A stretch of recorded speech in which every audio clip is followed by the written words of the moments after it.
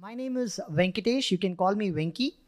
I'm sure most of you would not know about Kissflow. Just to ensure that it's more easier for you, I'm going to drop in a booklet about Kissflow. So Sriram is going to be giving a quick speech about us. Probably during that time, you can make use of the booklet so that you'll get to know a little bit more about us. Thank you. Thank you so much, Venki. Thank you for that introduction and wonderful day, ladies and gentlemen. I am Sriram. I manage pre-sales for Kissflow in Europe, Middle East, and Africa.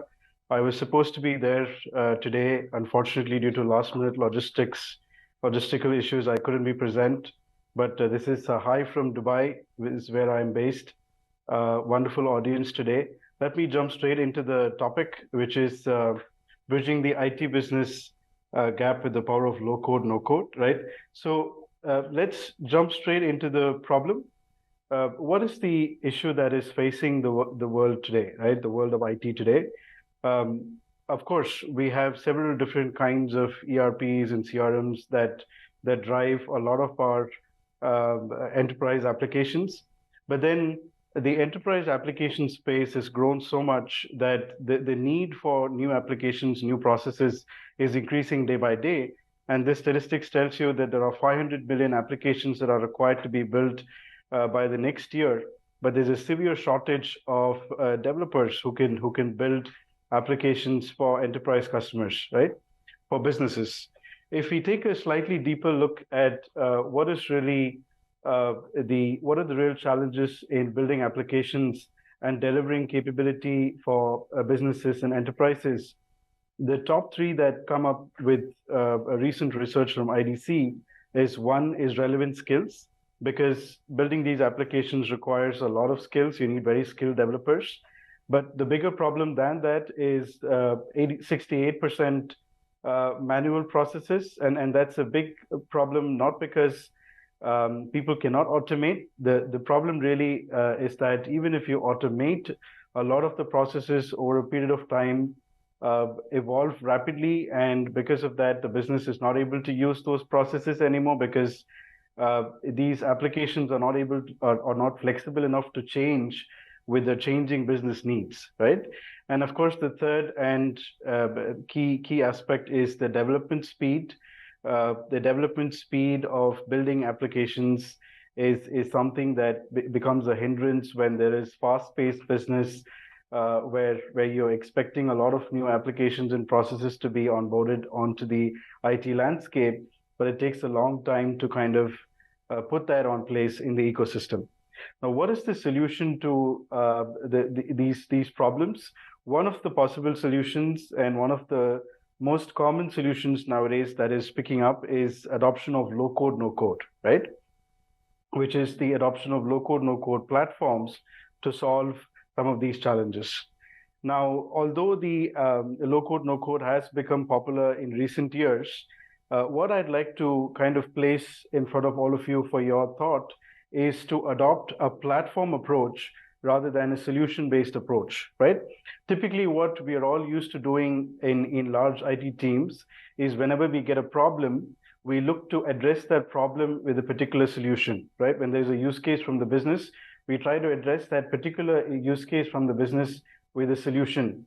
And over a period of time, what happens is that you have a lot of applications, you have different platforms, you have different coding practices, you have a lot of different variety of codes and platforms on which your IT infrastructure keeps on building, right? And over a period of time, this becomes a spaghetti. It becomes a mess because you have so many different applications. There's change management involved. There's integration issues. There's data exchange issues, interoperability issues. All of those crop up, right? I would rather have the audience think about a platform approach, which would also have you solve these problems, these use cases that businesses come up with. But rather than looking at a new solution every time, you pick a platform that can sort of solve all of these issues for you, that can solve the issues of the day, but it can also solve the issues or use cases of tomorrow, right? So by selecting a platform and going for a platform approach rather than a solution approach, you automatically look at reducing the adoption time, the training time, the maintenance time, faster time to market. You can evolve leaner governance practices because over time, the people that work on this platform become more comfortable with the platform, and thereby the maturity of these users improves, right? And that improves collaboration, and that makes it easy for you to create more and more solutions on the platform, right? And also, when you have a platform, it also improves composability. So you have reusable components that you can readily start making use of to solve different problems. That also improves faster time to market, right? Which is where the platform approach kind of becomes an easier and faster approach when you look at it from a long-term basis.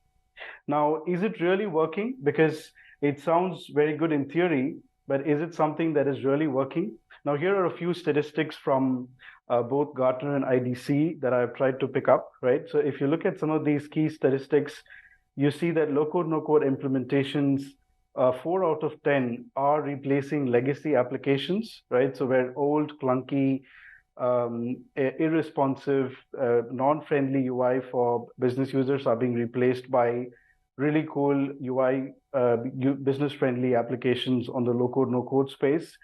You have 73% of organizations that have reported more than 10 applications on the same platform, which means that when you have a platform like this, you will grow on it and you will build more use cases and more applications on it. And you also see on the left-hand side that there's vertical specific applications and that are industry specific. There are horizontal applications like across HCM or across procurement. And there are also collaboration related applications that are picking up in the low code, no code space. Right. Another key factor is the average time to create applications, right? So in traditional models, we've looked at go live times of 5 months for typical CRM applications. If you look at ERP go lives, end-to-end ERP go lives, it could take even a year, right? But with low-code, no-code, we're looking at very quick deliveries. We're looking at rapid application development, agile-based methodologies that can do quick go lives. Our customers ourselves, we have several customers that have gone live with full-fledged procurement applications and core solutions within a space of 1 month, 1.5 months. So it's a very rapidly evolving space with quick go lives, right? Another key trend that this slide also depicts is existence of citizen development, right? So 68% organizations worldwide reported existence of citizen development. In Europe, that number I think is around 50% from another statistic that I read recently on IDC. And that is a very important statistic, right? And that is something that we all often ignore, and that is because citizen development could exist in two forms in any organization, right? Either you allow them, as IT departments or as IT leaders and business leaders, we nurture citizen development, we allow it to grow, so it becomes a part of the process of the organization and becomes an active participant in improving productivity by developing applications jointly. But in cases where citizen development is not an accepted form in an organization, we still see it lurking in a shadow IT form, right? So in those places where citizen development is still not allowed, in those organizations, it exists in the form of shadow IT. Now, if you look at citizen development and shadow IT, this is the good and bad of the same, two sides of the same coin, right? With citizen development, you have full control.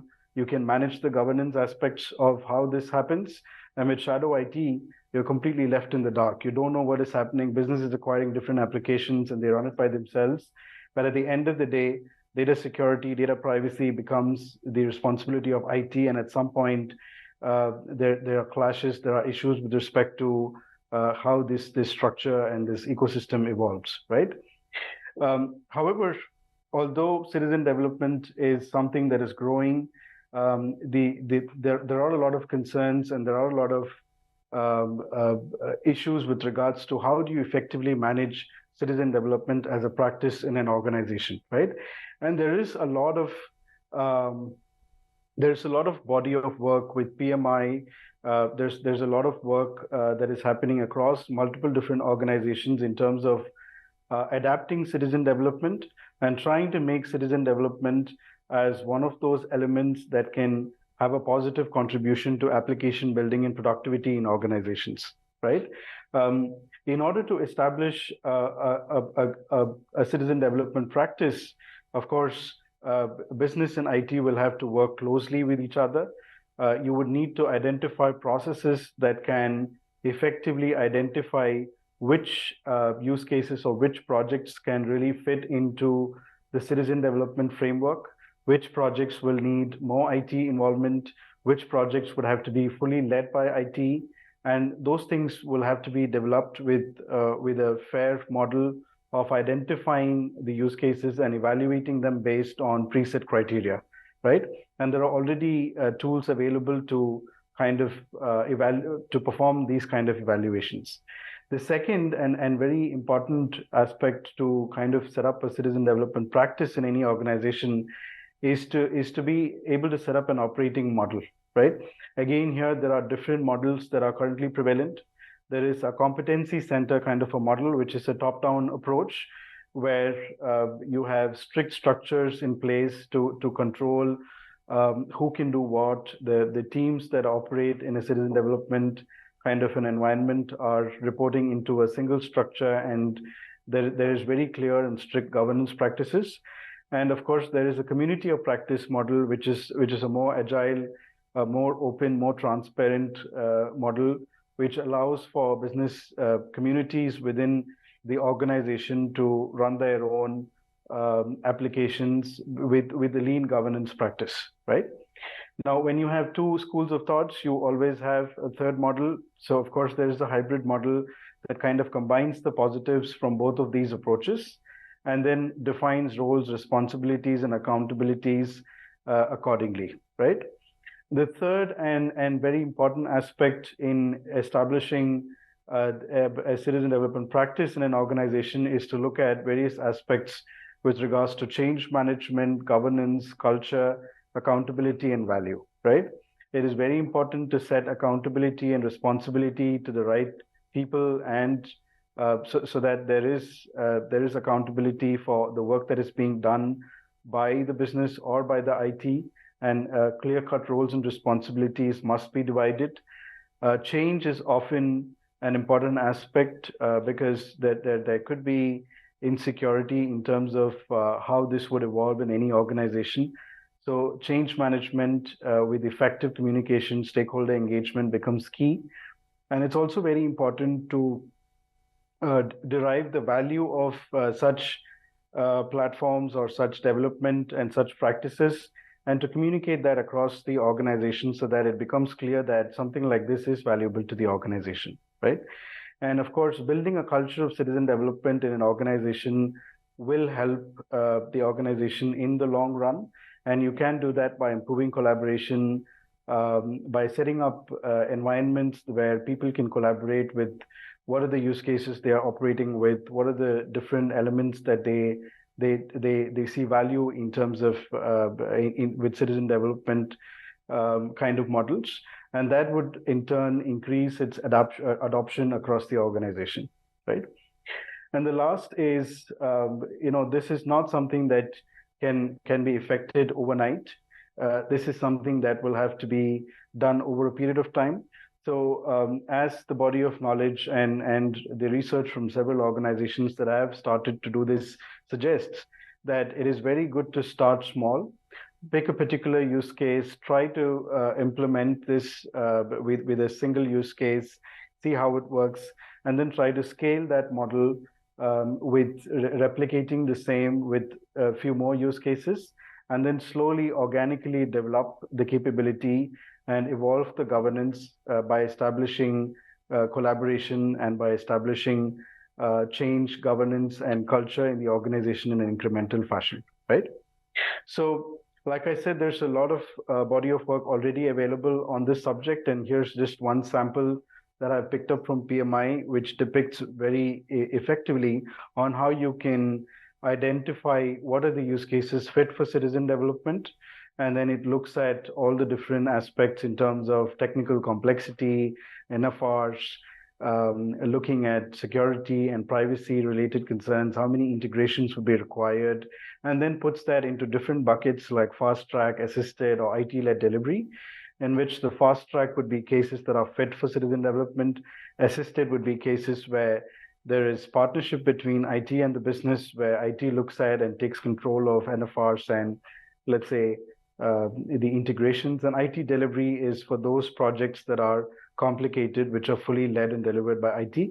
But even in those projects, you can always find uses for the citizen development teams where they can perform certain tasks and they can be a part of the fusion team model that is developing nowadays. Right. So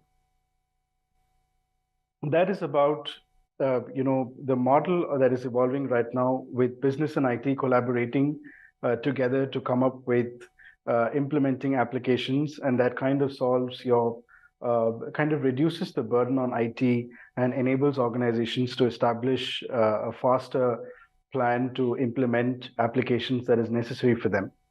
But also, when you're embarking on a journey like this, it is very important to select the right platform, right?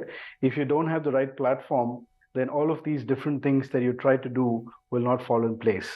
So what are the key things that you should be looking at when you're looking to select a platform for such an endeavor, right? The first thing is to look at platforms that have excellent no-code capabilities, right? Because your business is going to be play a key part in this entire journey, it is very essential that you have platforms that have extremely simple, easy, drag and drop kind of approaches to deliver applications and processes. Only with that can you have business as a key stakeholder in these kind of endeavors. But along with no-code capabilities, the platform must also have good low-code capabilities. So any extensions, integrations that you may need for the solution to be robust and for the solution to be able to cater to all the needs, that could be performed by the IT teams with very much of ease on the same platform. And these low-code and no-code capabilities should be complementary and should go hand in hand with each other as part of this platform, right? Second, there should be a lot of reusable templates, reusable applications, reusable models that should be available in the platform that you can readily install and make use of. This will obviously reduce time to market, but it also allows you to kind of use them and configure them and customize them to your own needs, which is very essential for faster delivery using any low-code, no-code platform. Pick a platform that is on cloud, because this is a space which requires a lot of rapid development, and this is a space that also needs to support the needs of the future. There are already customers that are asking me, how do you integrate with ChatGPT, and what kind of use cases can you solve with generative AI, right? These kind of adoption to new age technologies and connections to all of that is happening around is only possible if you pick a cloud model, because only those applications will be able to update in a faster fashion, right? And of course, pick a platform that has excellent collaboration capabilities, because without collaboration, it becomes extremely difficult for fusion teams to operate with each other. So this needs to be a key part of any platform that you pick. Last, but one of the most important aspects of picking any such platform is its integration capability, right? Any low-code, no-code platform that you onboard needs to have excellent integration capabilities in terms of batch, real-time integrations. It needs to be able to communicate with the rest of the ecosystem in an easy fashion. And it also must have, let's say, a lot of connectors that can be readily used without much of setup, right? Only with that can that platform sit in your rest of the ecosystem very well. Otherwise, it becomes a standalone system that wouldn't be of much use over a period of time. It would not be able to scale, right? Now, what is this gap that I've shown in the slide here, right? And that, ladies and gentlemen, is something that you all must understand that low code, no code platforms is not the answer to all of your problems, right?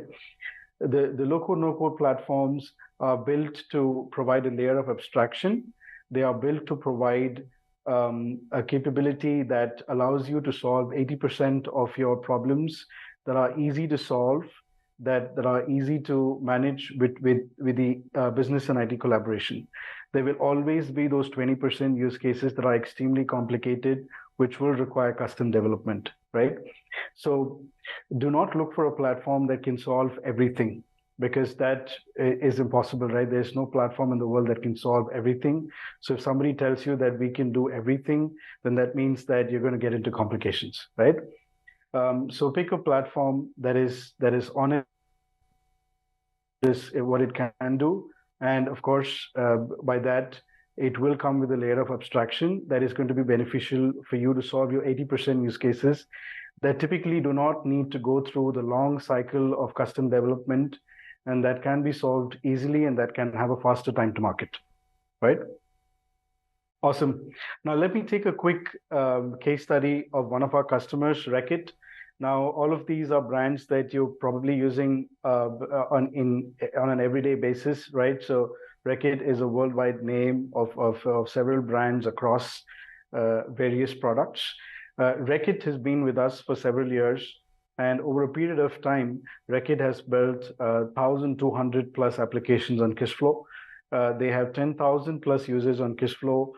They've integrated with several of the applications in their ecosystem like SAP, JD, Salesforce, Siebel, and SuccessFactors, and so on. And we have several use cases ranging from procurement to supply chain to finance, logistics that are currently running on the Kissflow platform that is effectively integrated to their entire ecosystem and is used in 34 countries. And it's a completely cloud-based solution, right? And as you can see here, that over a period of time, companies that have adopted these platforms will automatically scale, and the model allows them to build more and more applications with the collaboration between IT and business teams, and that becomes a very easy approach with easy scalability and faster time to market, right? Now, I will leave you with some food for thought that we kind of discussed, and effectively that is the first one we looked at was the platform versus the solution approach. I would again ask you all to consider a platform approach to solve your problems of today and tomorrow. Second, of course, citizen development is here, ladies and gentlemen. Either you can use it, adopt it in your organizations, or it becomes shadow IT and you cannot see it, but it lingers in your organization without your notice. Low code, no code, and citizen development can actually drive governance, because that's a big concern. But this is one place that you can actually use to kind of provide for governance, right? This is what supports governance, and there's a lot of work that's already being done in several organizations to see how this can be properly governed and how the collaboration can be used to create such applications.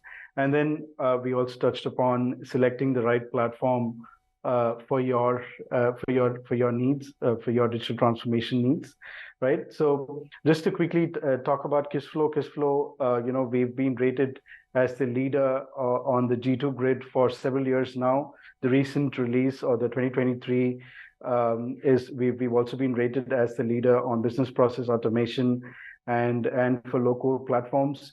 We are a platform with customers in over 160 countries. We have 10,000 plus customers worldwide with over 1 million active users who are making use of the platform right now. This is a list of some of our well-known brands. And I'm going to leave this thought with you. Venki, my colleague, is there on the event today. Our booth is right outside, the first booth outside of the room. So please visit our booth. Also, please take part in our roundtable that's going to happen later today. And I hope we can be in touch, and hopefully next time I'll see you all in person. Thank you so much. Have a wonderful day.